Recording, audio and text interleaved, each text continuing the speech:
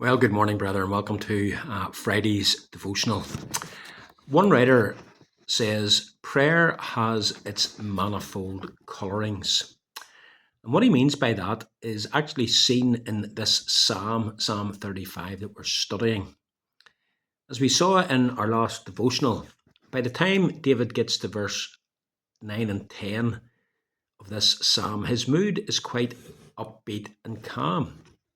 That hadn't been the case, of course. He had poured out his heart in complaint to God with regards to the way his enemies were treating him and the suffering that he himself was experiencing on account of their opposition.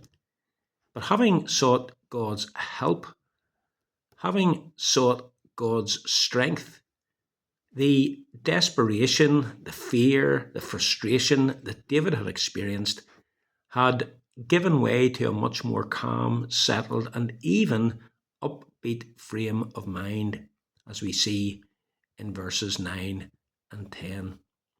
David knew God would work for him against his enemies. And so he's able to say, "My soul shall rejoice in the Lord. It shall rejoice in his help." But then after verse 10 comes verse 11. And in verses 11 and following, the psalmist's mood changes again as he returns in his thoughts to thinking about what his enemies had done to him. They had accused him of violence, saying, David says, "Witnesses of violence rise up." In other words, they had probably been accusing David of planning violence against the king and of demonstrating violence to his fellow countrymen. But these were false witnesses. David knew that what they were saying was untrue. He says, "They ask of me things that I do not know." In other words, these are trumped up charges. One thinks of how another David's greater son, the Lord Jesus Christ, how his enemies falsely accused him, how they made up charges against him of which he was never guilty, and how they did all this with a view of getting rid of him. And as with Jesus, so too it had been with David. Because what made it worse for David was that these charges were brought against him by people who knew that he was in fact a person who had been kind and good and compassionate towards those who were in trouble. Look at verse 12 to 14 of this psalm. David is able to say, verse 13, "But when they were sick, I wore sackcloth. I afflicted myself with fasting. I prayed with head bowed on my chest. I went about as though I grieved for my friend or my brother, as one who laments his mother. I bowed down in mourning." No wonder David says in verse 12, "My soul is bereft." My soul is, another translation, forlorn.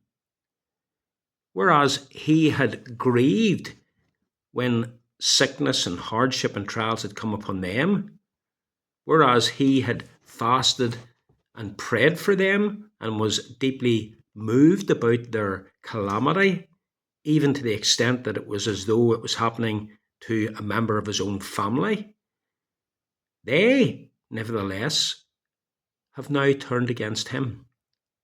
They were actually rejoicing in David's calamity and were agitating against David.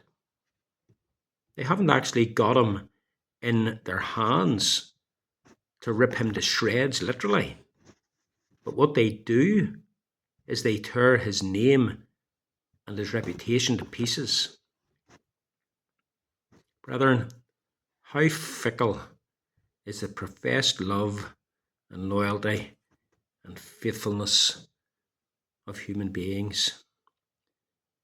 In verse 16, we see what sadly can be seen even in Christians today, either in attitudes towards other believers or towards other people. They gnash upon me with their teeth. What is that? Well, what it is pent up anger and rage towards a fellow human being. And sadly, this is something that is still to be found in believers and in churches today. You see, whenever things don't go our way, we can so easily vent our frustration, our rage, our sinful pride towards some scapegoat. We can blame a person for all that has happened. And adopting an attitude of self-righteousness in a rage, we can then vent our anger, and that can so easily morph into hatred. It's at this stage that David tries to find some solid ground beneath his feet. And so once again, in the midst of the rage that is directed against him, he turns his thoughts to the Lord. How long, O Lord, will you look on? Rescue me from their destruction. David wants God to intervene. He wants God to bring this to an end. Brethren, this is a solemn and challenging section of this psalm.